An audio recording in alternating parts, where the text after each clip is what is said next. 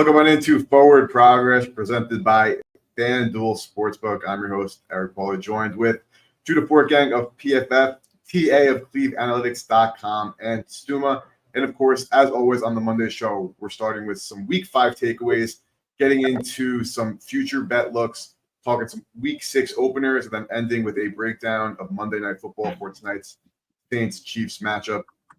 All right, gentlemen, we're going to start with a very important question here.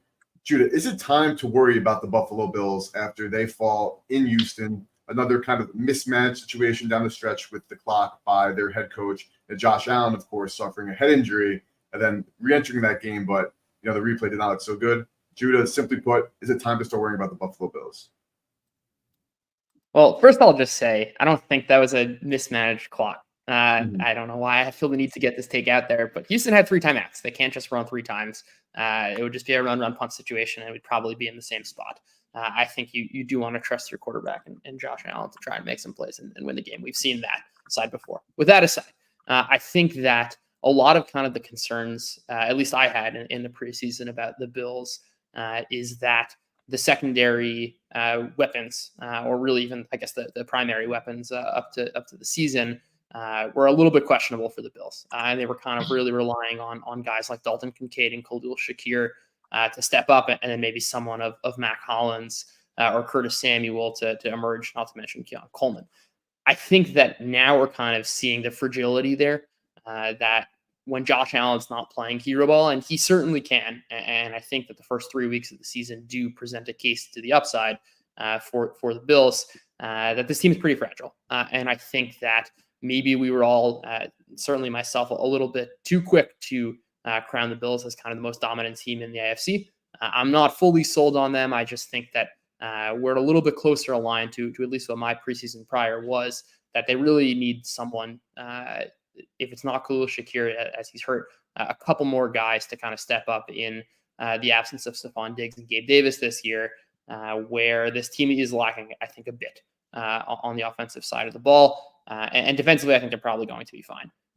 Obviously, they have some injuries up the middle, but to teams that cannot kind of pound the run, and I think one kind of Nico Collins play was the difference in that game. That's not going to happen every week. So all in all, I think this is a Bills team that's probably still very good, but is going to, I think, need to rely on Josh Allen's hero ball if they really want to capture their ceiling.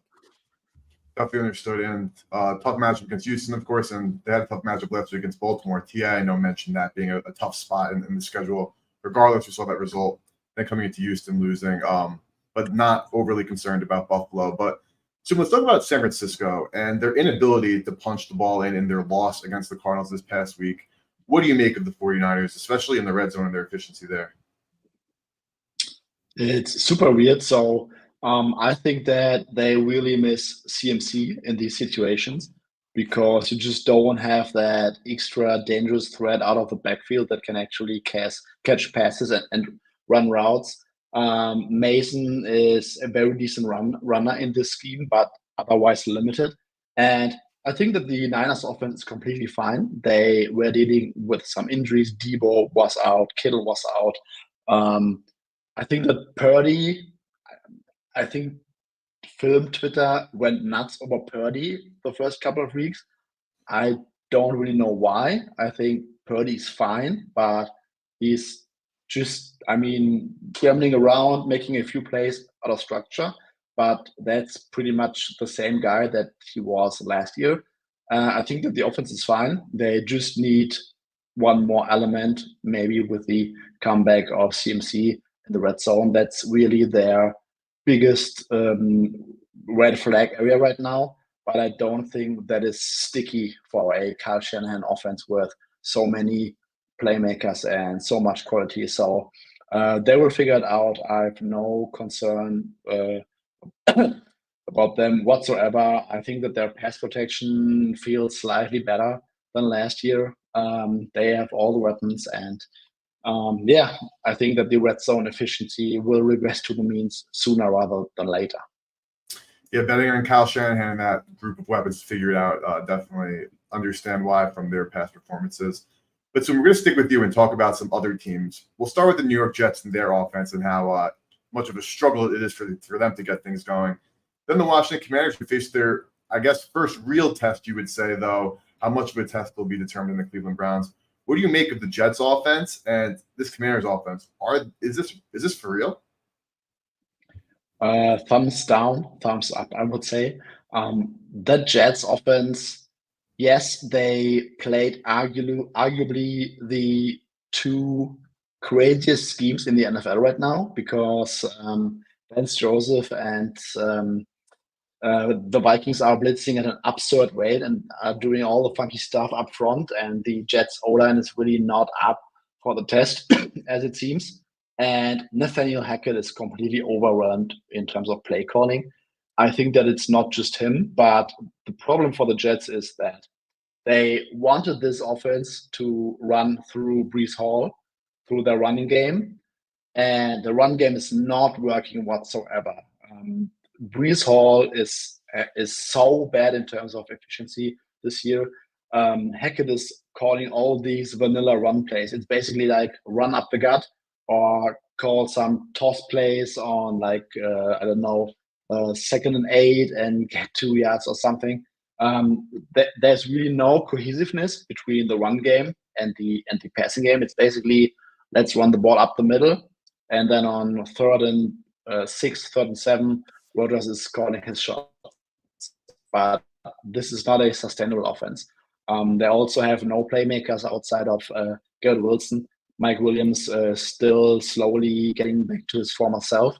So this is a major concern because I don't know what the fix is, to be honest. This is bad coaching, below average O-line play, and an offense that basically just wants to do what their quarterback wants, but there's no like layers or different levels of what a cohesive offense, the Ben Johnsons and stuff like that should look in today's NFL. And that's what you see when you're looking at the New York Jets. Obviously, Garrett Wilson getting targeted a crazy amount, 20-plus times in that game. Breece Hall not getting anything going, and Rodgers throwing those interceptions.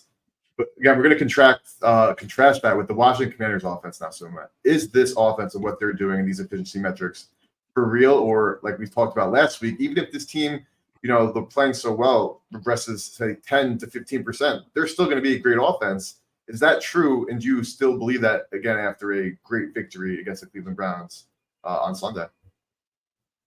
So I think that two things can be true about them. So the first thing is that this offense is still somewhat limited because Jaden Daniels does not really play too much for the pocket and didn't really attack or didn't want to attack the middle of the field against the Browns. But everything else is so good that this is just a very unique and good offense. I mean, we talked about it last week. Cliff Kingsbury will take every inch of grass that the opposing offense will give them. The run game is fine. Their screen game is fine. And Jaden Daniels occasionally throws a phenomenal deep bomb.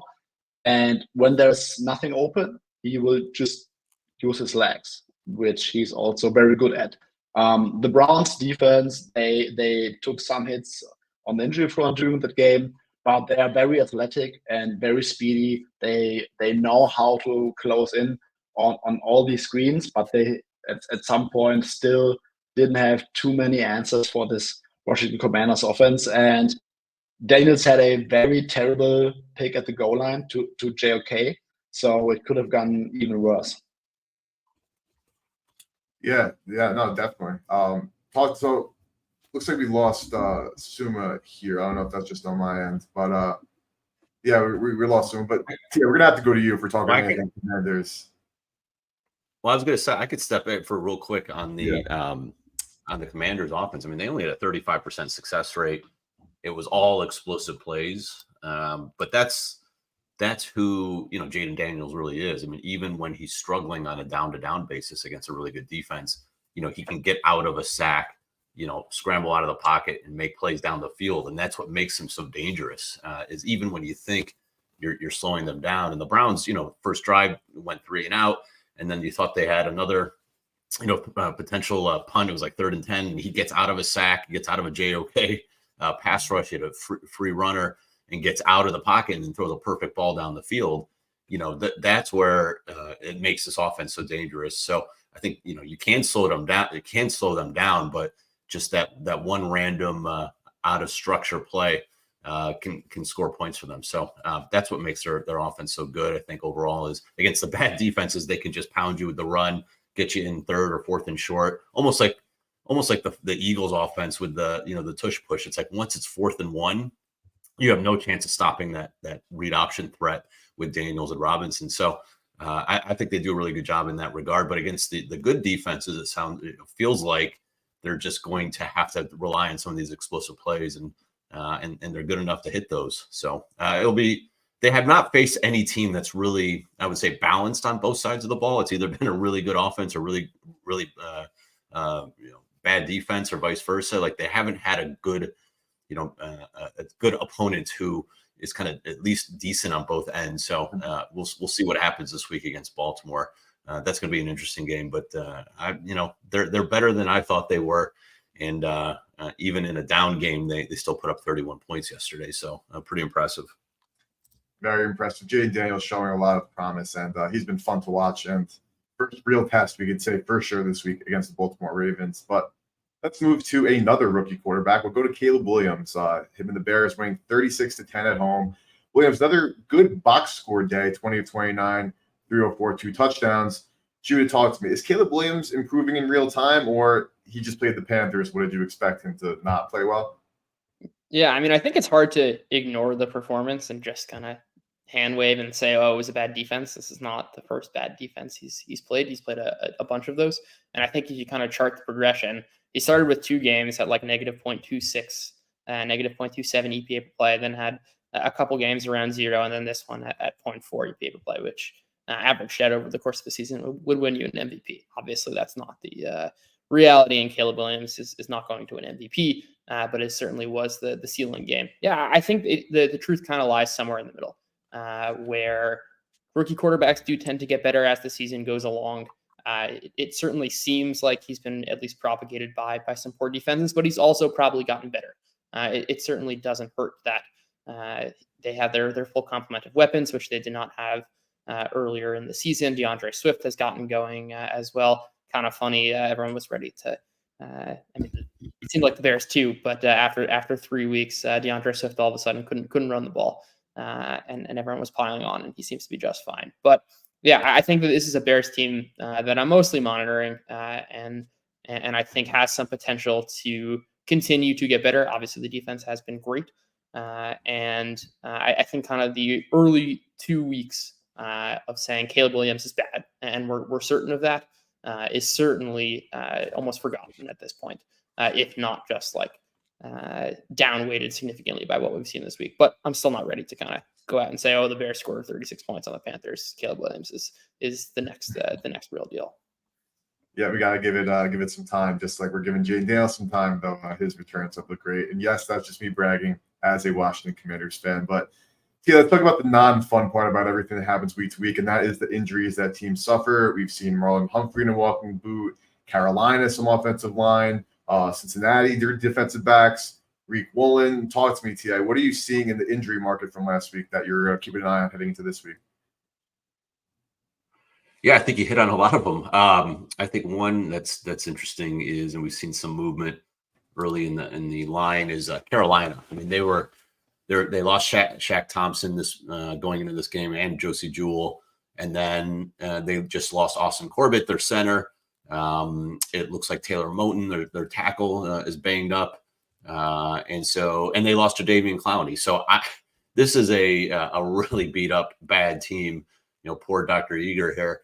And they've got a tough matchup with Atlanta, who's got extra rest coming off that big win. So, you could see a little bit of movement here on the Falcons on the road, but this is going to be a tough stretch here. I mean, they're already thin in terms of a talent perspective, but losing your only edge rusher in Clowney, you don't have any linebackers. You already lost Derek Brown at defensive tackle. It's literally J.C. Horn and a bunch of nobodies on defense for the most part. And then offensively, it's just, Andy Dalton trying to throw Deontay Johnson 20 times and run it with Chuba Hubbard.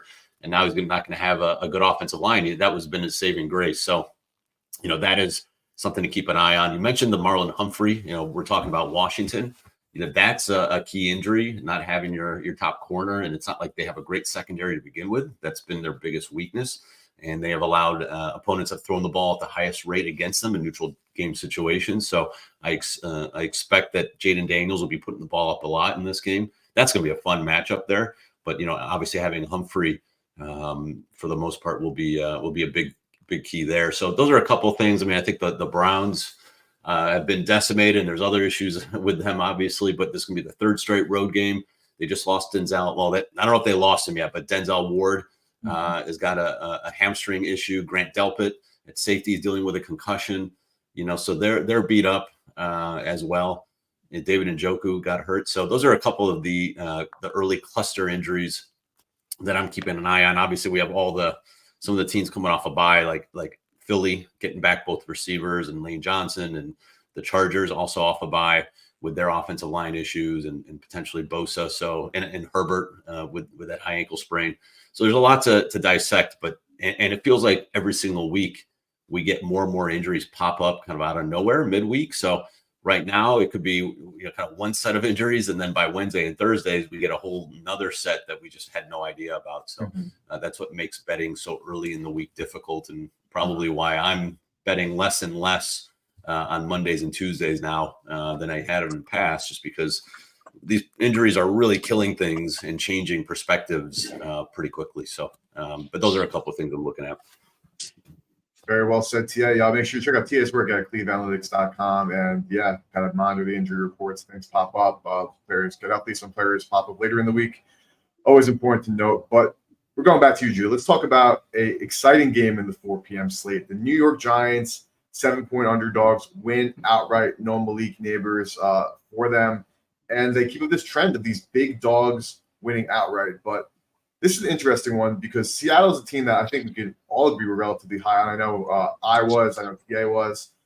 And this defense was supposed to be their edge here with Mike McDonald and his defensive schemes. Are the New York Giants at this point just underrated offensively, or Seattle's defense and team just overrated at this point, Judah?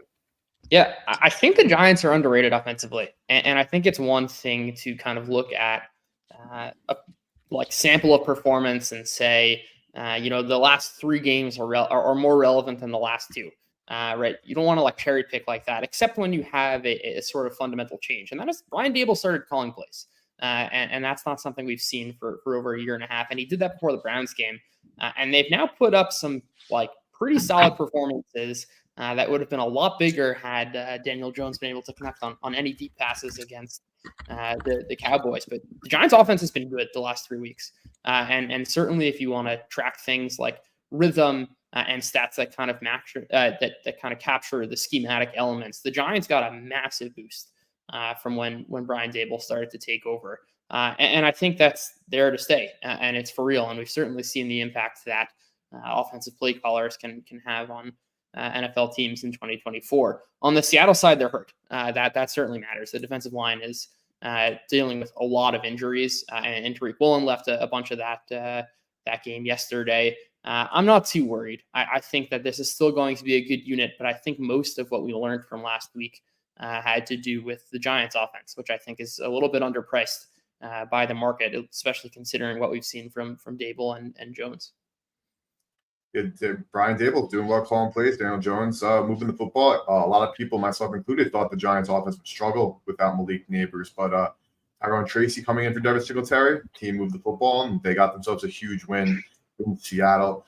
Gentlemen, one more takeaway before we start looking at the futures market events in week 6 and, of course, Monday Night Football. Going to you, Suma. Glad to have you back. And let's talk about the Las Vegas Raiders, the Denver Broncos.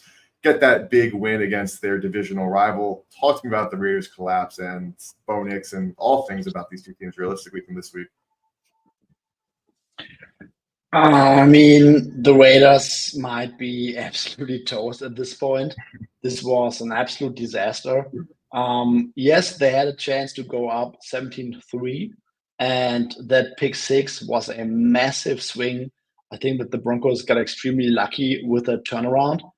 But in the second half, the Denver Broncos were absolutely dominating on defense. They were moving the ball on offense. Bo Nix also had that 40-yard pass to Troy Franklin that he dropped in the end zone. It was not a 100% catchable pass, but I mean, you probably have to catch that. So final score could have been worse from a from a Raiders point of view. And then I think it was 10-10, like 2 or 3 minutes to go in the first half. The Raiders had a 4th and 2 from the Denver 42-yard line, and Antonio Pierce elected to punt the ball. At that point, I felt like, okay, now it's over for the team. I mean, that's super rough. Max Crosby had some weird comments after the game, like, yeah, that's how we have to manage things over here. That's what we have to deal with year in, year out. So very concerning. I think that the Antonio Pierce, tough guy, mental leader kind of thing, it might work out if you win a few games and everything's fine. But I think now we are realizing that the experiment might be over after just one season. And if this team has to start AOC again this week, oh man, might be a rough awakening. Not to interrupt. What's your drop off from, or is there from Minshew to AOC for you, Suma? I'm just curious. Is it like a point, half a point, nothing? Tough to say in points. I would rather argue in win percentage. I think that the drop off is probably relevant in the 2 to 3% win percentage range. So depending on the spread, it might not move too much around a key number, but I think it's definitely a downgrade. Might be even a little more because AOC produced so really bad data, and I think Minshew, yes, if things go wrong, it might go spiral for him. But I also think that last year with the Colts, he was a pretty solid game manager. And I think that AOC has not shown that at all so far. Yeah, I agree. It's definitely worth something. I don't think it's, some people say it's no drop off. I disagree. I mean, based on AOC's numbers last year, I mean, they won games at the end of the year because they were just running the ball 50 times and getting turnovers on defense. It was nothing he was doing. So, that he was getting credit for that, and it wasn't his play. At least Minshew has some variant, some outlier variance there on the positive end. I don't think you get any upside at all with AOC. So, I would definitely downgrade them if he starts. I agree. Yeah, the Raiders are hosting the Pittsburgh Steelers this upcoming week, so we shall see what they decide to do at quarterback. Gentlemen, we're going to move on to some futures markets. Before we get there, we got to shout out our sponsor, Fanduel Sportsbook. Kick off this NFL season with a win on Fanduel, America's #1 sportsbook. One of the best sportsbooks out there. Amazing user interface. Such a simple and easy way to get bets down. And right now, all customers get a profit boost every single NFL game day. That means you can pump up your gridiron winnings multiple times a week. And tonight for Monday Night Football, we have a same game parlay boost and a live profit boost token. FanDuel has tons of ways you can get on NFL action. You can bet on money lines, spreads, player props, and more.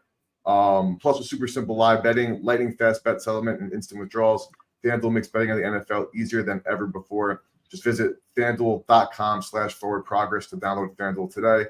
Must be 21 plus and present in select states or 18 plus and present in DC. Opt-in required. Bonus issued as non-withdrawable profit boost tokens. Restrictions apply, including token expiration. See terms for both offers at sportsbook.fanduel.com. Gambling problem? Call 1-800-GAMBLER or visit fanduel.com/RG. Call 1-888-789-7777 or visit ccpg.org/chat in Connecticut or visit mdgamblinghelp.org in Maryland. Hope is here. Visit gamblinghelplinema.org or call 800-327-5050 for 24/7 support in Massachusetts, or call 1-877-8-HOPE-NY or text HOPE-NY in New York. If you guys stuck around for that read, you guys got to hit that like button, subscribe to the channel. You guys know you're the true fans, and let's keep going on, giving you guys some great content, and we'll start in the futures market. TA, NFC West. We have a huge NFC West showdown this weekend, this Thursday, as the 49ers head to Seattle. But you're looking at the division. Who do you have winning the NFC West, TA? Yeah, I think from a futures perspective, and yeah, I think Fanduel has a minus 110, but I think you can find them at plus money other places. But I think San Francisco, essentially you can call it even money, is a good wager at this time. You know, I think if you look at the competition, we're seeing Seattle drop off. I like San Francisco this week minus the points. I already took them -3. I think that potentially closes the other side of 3.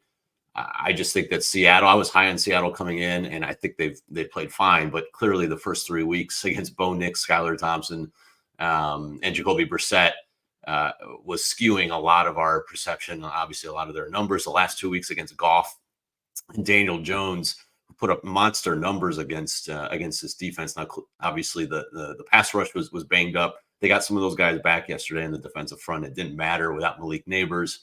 You know, they got diced up by Daniel Jones. He could not get a stop. I mean, the Goff's EPA was the 6th highest of any quarterback the entire season in the NFL. And Daniel Jones had like a +245 EPA per dropback. It was his one of it, I think it was the second best game of the season, one of the best he's had in the last 3 years. So I don't know. I'm not really high anymore, you know, in terms of this defense being an elite group. I think, you know, maybe they can, you know, when healthy, be a league average group, but I don't think that they're going to win this division. They have actually a tougher rest of the season schedule versus the Niners, and you know I don't consider the Rams a contender at this point. That there's kind of too far off, too many injuries, and I think Arizona, you know, they're frisky, but they're not consistent enough to compete. So really, it's just San Francisco and Seattle. And I think San Francisco holds a big edge, and I think they win this week. And I think San Francisco is. When you look at some of the fourth quarter win probability numbers, you know, outside of that loss to Minnesota, where they didn't have Deebo Samuel and were playing on the road, they essentially should be 3-1 right now. You know, if we're being or 4-1, sorry, if we're being honest. So, you know, I don't think that you know, the last 2 games that they lost against the Rams and Arizona, I think their win probability, their fourth quarter win share were in the 90s, and they just got some bad luck. I mean, you know, up 10 against the Rams and they blow that one. And then against Arizona, don't have a kicker. And I was on Arizona, by the way. So, you know, I watch every down of that game, and, you know, they didn't punt the entire game. They had at least they had 1 turnover. They had a fumble, and Jordan Mason, as they're up 2 going in with 6 minutes left. I was first and goal at the 8, I think. So that clearly changed things. They didn't have a kicker, so they had to go for it on 4th and 23, I think at the 25-yard line. It was ridiculous. Couldn't even attempt a field goal. So, you know, that was pure bad luck there. So, you know, obviously they'll sign a veteran kicker this week and going forward. So I think they're fine. I'm not really worried about them too much. I mean, defensively, they do have some holes, but I think in the context of the division, I'm not saying they're going to win the NFC, but in terms of this division, I think that they're a clear cut above Seattle. And, you know, they're favored going into this week. So I think that they have the right. They should be at you know, at minus money. So if you can get plus money or even money, I think you're good. Very well said, Cleve. And goes back to what Suma was letting us know about earlier, how we think some of these red zone inefficiencies are due to regress, and this offense should score. And Seattle, like we've seen, has not been as great as we might have expected. But so we're going to go to you, and we're going to talk about the Cincinnati Bengals. They lose a heartbreaker at home against the Baltimore Ravens, and at this point at 1-4, obviously the way that they've played, you could see them potentially being able to take themselves out of this hole, though it is a deep one. What are you looking to do, or how are you looking to back the Bengals in the future market moving forward? Yeah, so the Bengals, the major issue with them is that their defense is very, very bad. Mike Hilton did not practice at all last week, was inactive, and they lost Dax Hill with an torn ACL for the season. So their defense doesn't really have any upside outside of their defensive line getting a little bit healthier. Sheldon Rankins missed, I think, 2 or 3 games now, could be back next week with a hamstring injury. So there's a chance that their starting D-line will be back by next week. But overall, I think we have to operate under the assumption that their defense is going to be bad for the entire year. So the thesis is that if the Bengals can somehow get back into division contention, playoff contention, I mean, they are just 2 games out basically in the division. They have still, I think, 5 division games left. So right now they are plus 600 to win the AFC North. But if they really want to get back into contention, it will go through their offense. So Joe Burrow has to be lights out the entire season for this team to win anything. So Joe Burrow, MVP, I think 22-1. It was this morning, is something to look at. It might not be the best price right now. Let's see where it is next week. However, that's what I'm looking at right now, because the thesis is, if the Bengals, I don't know, go win 10 games this season, make the playoffs, maybe have a shot at winning the division, it will go through Joe Burrow and their offense. So I'm kind of looking at Joe Burrow award numbers right now. Yeah, it makes sense. Like you said, Joe Burrow will have to be the catalyst to bring the Cincinnati Bengals team back from, not going to say the dead, but they're getting close to those territories just after a tough, hard-fought loss against the Baltimore Ravens. But Judah, we're going to talk about a team that has beaten the Cincinnati Bengals and picked up another win on Sunday, the Washington Commanders. You spoke about them last week as a team to look at in the divisional market. Another week, another win. You still eyeing the Commanders in the NFC East?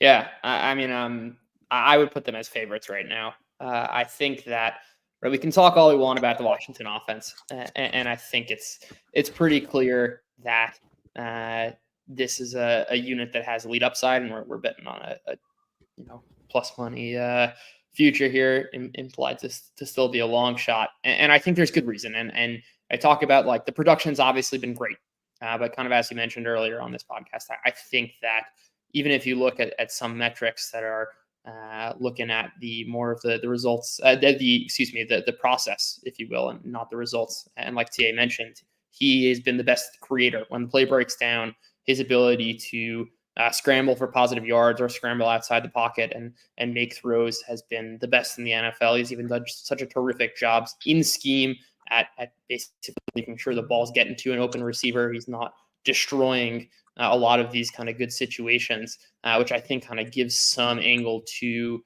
the Commanders' production. But I want to talk about the defense here. And I think it's almost a given in certainly the market's pricing and a lot of our perceptions that this is like the worst unit in the NFL, if not a bottom 5 one. And they haven't been so bad. I mean, it's not great by any means, but they're only 9th worst in EPA per play. Just as a frame of reference, the Eagles are 7th worst, giving up 0.05 more EPA per pass. They're generating a lot of pressure, at least over the last bunch of weeks. This is also a defense that is like getting more comfortable in a Dan Quinn scheme. We've seen his defenses have a lot of success for a long time now. I don't think it's a given that this is going to be a bottom 5 unit. And especially when that might not even matter, because if Washington's offense is as good as they've been, they're still underpriced at this juncture. But just looking at the rest of the division, the Eagles, this is a bad defense. I think the offense has a ton of problems, as we've seen. Dallas is extremely hurt, and Washington's starting with an edge. It's a 17-game season. They're already 4-1. I just don't think the market has quite caught up to the fact that this Washington offense is for real. And there's even probably some value in including that this defense is also probably underpriced relative to expectations. Yeah, it's surprising that I obviously thought it's moved after that win this week, but I didn't see a significant move in the Washington Commanders to win the NFC East, even after winning the football game convincingly. Their defense playing their best game. I guess maybe market's still talking about how bad this Cleveland Browns offense is, that they're not giving the respect both ways. But as a fan, and from what I've seen, Judah, I agree with you, because I've never seen this team play the way that they've played. And I think they mentioned that they simplified the playbook defensively heading into the Arizona game. Seems to have worked through 2 weeks, though, not a meaningful sample. But Jason, I'm going to go to one more future market. I want to go to the fewest wins market. It's under the win specials on FanDuel Sportsbook. And Tia, it was actually a tweet from you this morning that got me looking at this market earlier. And I was looking at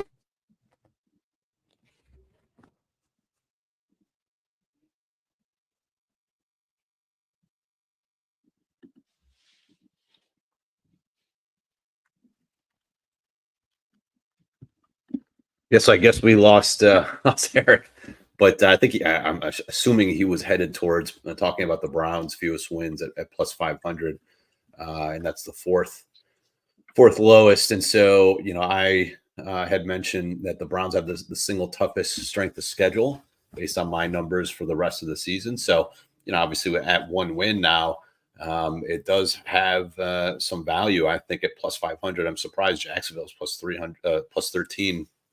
I'd be surprised that's the lowest there. So, or sorry, the Patriots at plus 250. I actually think, if they do start Drake May, you can get potentially the Patriots can get frisky here. But I think there's value there. It's not only just the toughest schedule. You've got potential locker room mutiny with this team. You're starting to get some injuries, and I know this is typically a forward-thinking front office.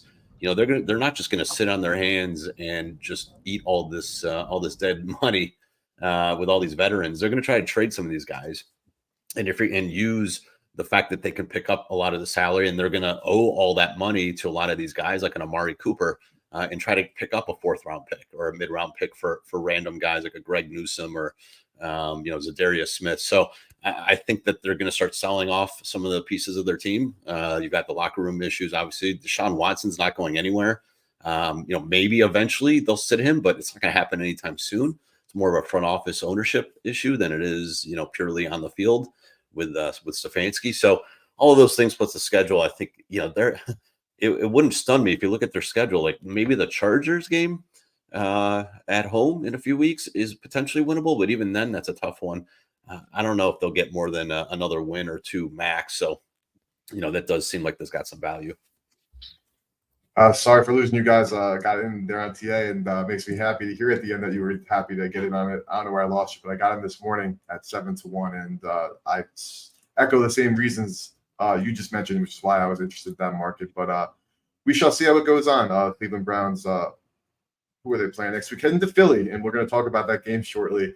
And that's a great segue into Week 6. Let's start talking about some early lines for this upcoming week, and we'll stick around with the Cleveland Browns and the Philadelphia Eagles, who are coming off a bye and are hopefully going to be healthy this week with Suma. I know you had a take on the Eagles injury situation.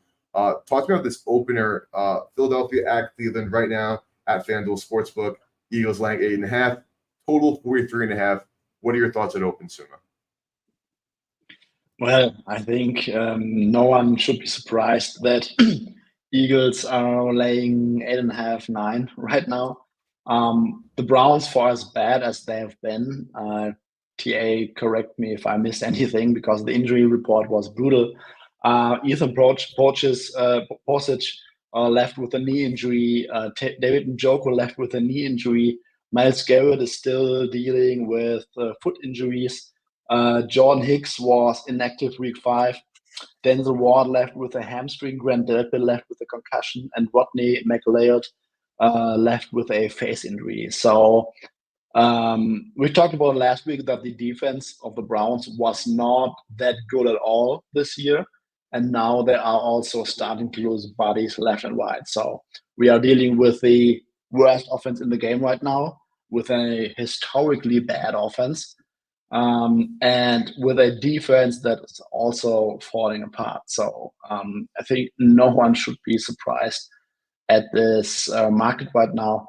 And I will also be very interested to see where that goes, if that could potentially hit double digits at some point, depending on injury reports later in the week, or maybe some people will take a stance against the Browns, because last couple of weeks, the Browns always took money.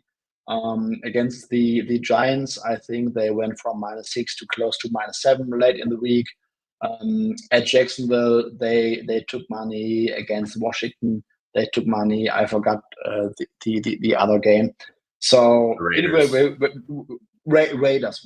they went from a dog and close -2.5, I guess. So that was also the injuries to Max Crosby and Devontae Adams. But overall, the Browns took money every week, and it will be very interesting to see whether they take money again this time. Will be definitely interesting to see. We're going to go right to you there, TA. You think the Browns are a team? I mean, we just talked about it. Aren't a team that you think is going to keep this massive underdog winning outright trend going on. But do you think 8.5 is enough of a difference? We know that Philly's off the bye, hopefully going to be healthy this week. Is 8.5 enough points? I have it at my numbers make it 9 after all the adjustments, and but that doesn't include any of these injuries. If there's any cluster issues, I mean, if you lose both Denzel Ward and Grant Delpit in the secondary, Martin Emerson's playing really poorly after a good first couple of years in the league.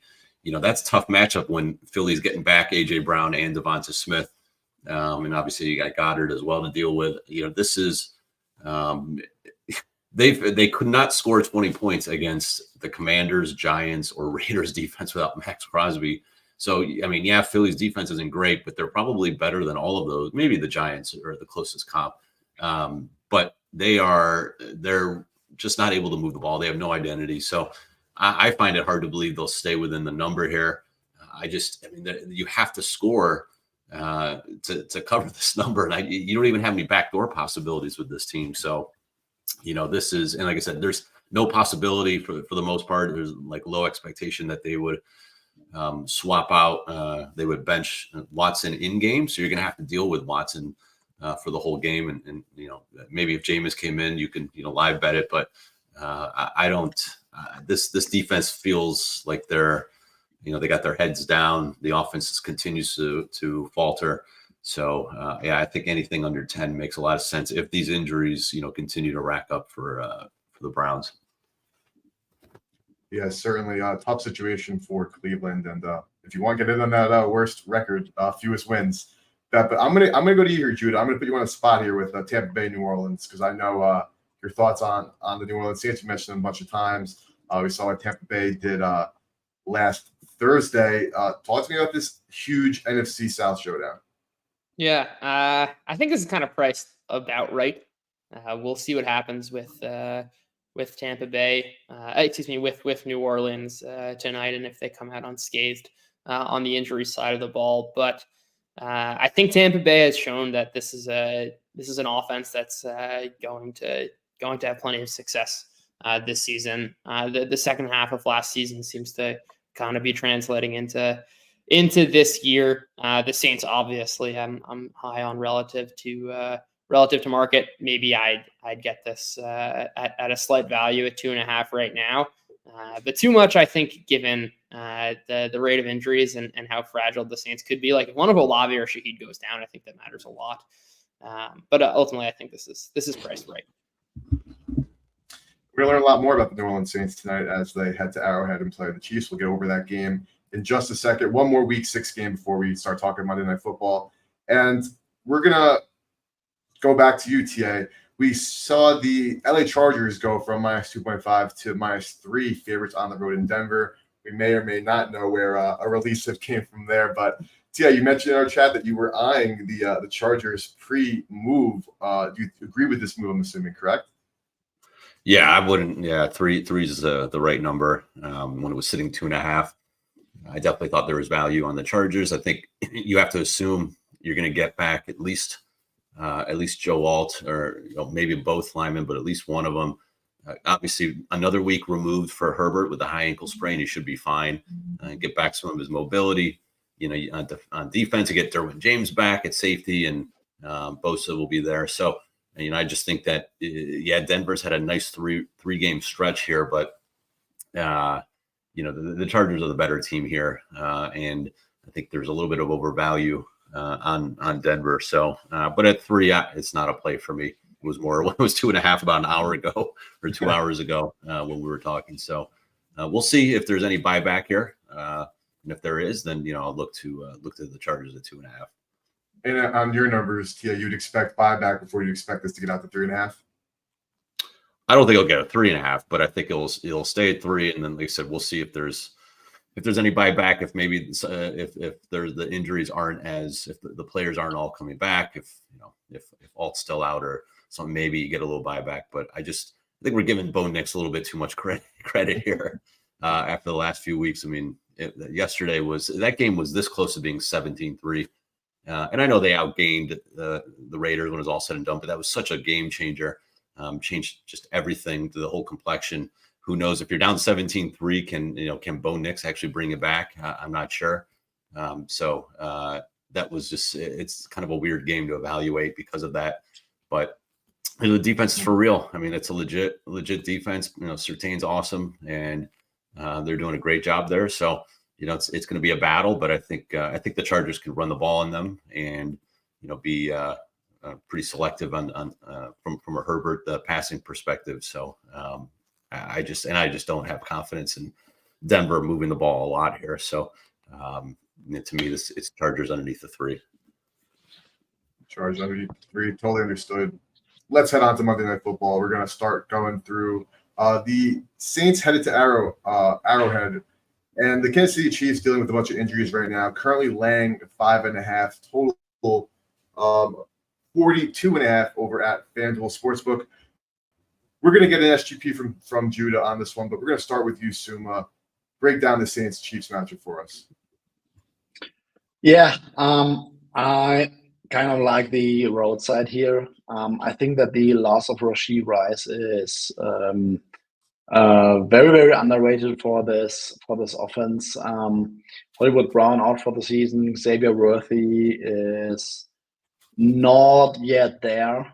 We will get the occasional big play. We will get the occasional crosser, drag route where he outruns the slot cornerback or a linebacker. But overall, I think with Travis Kelce hitting the age curve, there's not too much juice on this Chiefs receiving group. Rashee Rice, I think he was averaging 3.48 yards per route run, top 3 value, or top 3 number this season. So I think that, and in general, this Chiefs offense was not great in terms of what we are used to know from Patrick Mahomes this season. So I think that in the short term, long term, they will figure it out.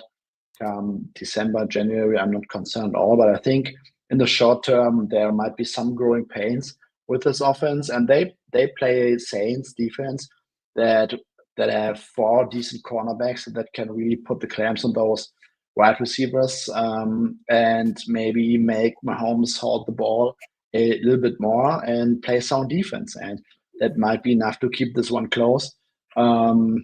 Saints offense, no Taysom Hill is not great, but I think that they still have enough weapons to get a few scoring drives together and keep this one close today. Chiefs defense, yes, Spags will call crunch time plays all the time, probably, but this Chiefs defense in terms of success rate has not been that good so far this season. So I think there will be scoring opportunities for the Saints. TA, are you seeing this game similarly and looking at the roadside here, or are you looking at Mahomes laying this number at 1? Yeah, I mean, I can make a case for both sides. I think obviously Kansas City just hasn't been all that impressive. They've won, going back to last year, 7 straight games by 1 score or less. I think 10 of their last 11 wins have been 1 score or less. So they do just enough to win these games, but they're not winning by a big margin. So that's obviously a factor here. Is just like it's just hard for us. We're through multiple years now of them not covering these big numbers. So although 5.5 isn't really a huge margin, it's still something. At the other side, I do worry with the Saints offensive line, especially up the middle. They're going through their 3rd center now, with Shane Lemieux being out. Also, Eric McCoy, their starter, was out a couple of weeks ago. So, that is a tough task against Chris Jones. We saw against the Eagles with Jalen Carter. Once McCoy went out, he was just pushing the pocket right into Derek Carr's lap and affecting this offense. So there is a chance we can see some of that. So, I worry that he's not going to have enough time to get the ball down the field to Shaheed and Olave. And again, these are really good corners too for the Chiefs. So I would see, I can see a lot of kind of outlet and dump down throws to Kamara and Juwan Johnson. I think Juwan Johnson has an opportunity to have a good game here against the Kansas City defense. Last in yards allowed to tight ends, last in target share. They've allowed like a 32% target rate to tight ends. So, and I know Clint Kubiak was talking about getting him more involved. So, that's a potential prop look. But If they can protect Carr, then I think he can have some success. But that's what I worry about is can they up the middle, give him enough time? So I don't know. I don't have a strong opinion either way. I think Taysom Hill would have been a valuable piece here, especially in short yardage with a bad offensive line. It gives you a little more flexibility. So him not being there, I think kind of tilts the factor to this more of a neutral play for me. So I'm not getting involved either way. I think it should be a good game though. I don't think it's a blowout either way. So, but I can understand both sides of the coin here. I know there's some groups on both sides here, so it's definitely differing of opinions in the market. The more fun than a two-sided game should make it a little bit interesting here. But Judah, talk to us about your thoughts on this one, and let's get the Fanduel going, Jason, and let's craft up an SGP for tonight's matchup. Yeah, I guess to give general thoughts first, I like the Saints in this spot. I think that when you look at Mahomes' production, or at least if you kind of break down relative to previous seasons, he's had an interesting trend where he's throwing the ball. His time to throw is down to like 2.75 seconds, where he's been kind of in that 3-second range. And where that time to, if you break that down even further, where that time to throw comes from is not in his ability to extend plays. His time to throw after pressure arrives is actually the same as it's been the last 5 seasons. The rates of pressure are not that different, but in kind of these in-scheme plays where pressure is not coming, that is where he's throwing the ball a lot quicker. And his production in those areas has also dramatically decreased. So when you're looking at a spot like his ability to take advantage of coverage mistakes, his EPA has dropped by like 0.5 points. When there is perfect coverage, he's playing at the same production clip as he's been in previous seasons. Or if you break it down to plays under pressure, you see a similar story where it's the spot which traditionally are schematic plays, things that are kept clean when things are less about the quarterback's ability to create. That's where he's struggling. And I think there's some kind of stickiness to that, or at least some reason to be concerned about that, especially so now that Rashee Rice is hurt. I think that it is one thing to lose a receiver when most of your production is coming from your quarterback creating. The actual structure around you, i.e. the scheme, the players that you have, they matter a little bit less because the quarterback's doing so much of the creating on his own. But the loss in production, I should have led with this. Mahomes is also obviously having, at least statistically, his worst season ever. And that's not to say it's necessarily going to stay, but that's kind of the base assumption I'm working from. And like, where is that coming from? I think a lot of it is from the schematic elements. And the Saints are not exactly the easiest matchup. This is a defense that's been kind of top 10 in most efficiency metrics. And I think that's going to matter a bit more to a quarterback like Mahomes than it's ever meant in the past, just by virtue of their kind of troubles in scheme. So that's kind of an argument for the I guess selling the Chiefs relative. And then I think we kind of touched on this.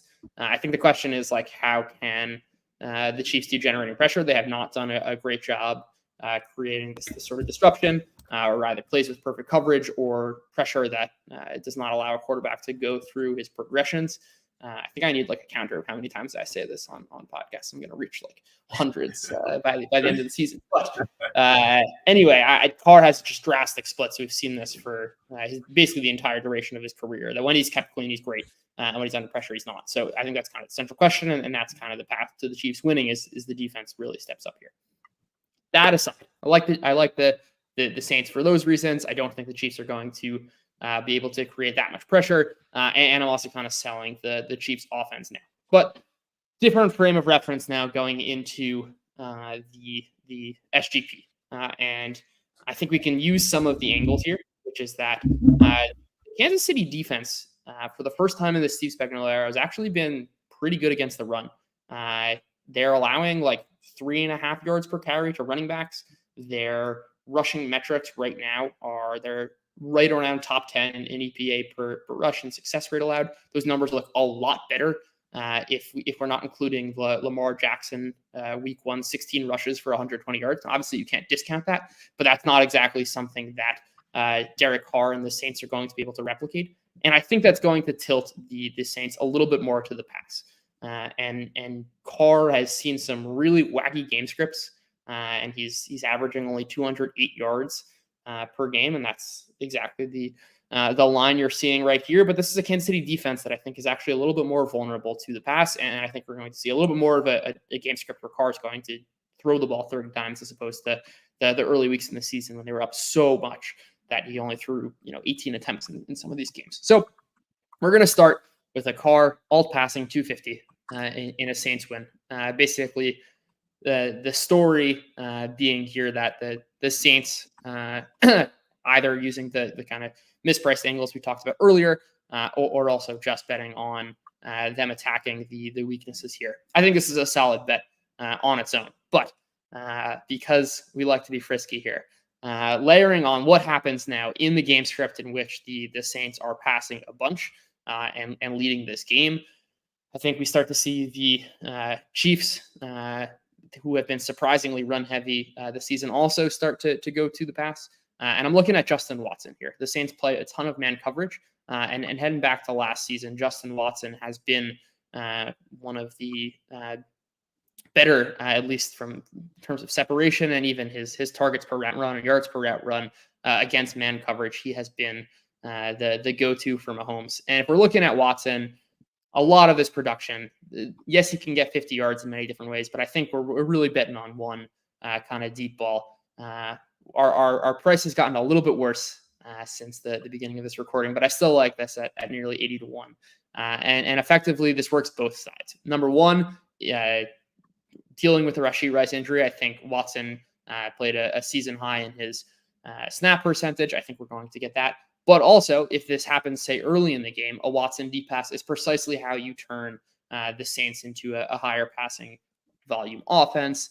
If they go down 7-0 early, whatever it might be, there are multiple sorts of game scripts in which these bets work synergistically. I'm going to combine these two, going for the Saints to win through the air, Justin Watson to take advantage of the man advantage where he's been at his best, and hopefully we'll get our first big SGP cash of the season. We're hoping on it. We have a lot of these odds on these lays are so great. I love how simplistic you make them seem, and the way you explained it was awesome there to talk about how it goes through different game scripts. Here you have the New Orleans Saints, of course, having to cover the spread to win this one on alternate spread, but it's a situation where if they are down and have to pass, or if they just attack through the air, multiple angles covered. So that is your SGP 78-1. Thank you for that breakdown, Judah. And we got a shout out to everybody who's been in the chat the entire time. Everyone, hit that like button, subscribe to the channel, and share the content with your friends. It's the best way to help us grow. We appreciate every single one of you. We will be here same time next week, but there is a ton of content on the channel, including, of course, the watch along tonight, Best Bets Wednesday, prop shows, etc. So make sure you are subscribed to the channel. Thank you guys for all your support. Best of luck. We'll see you guys next week.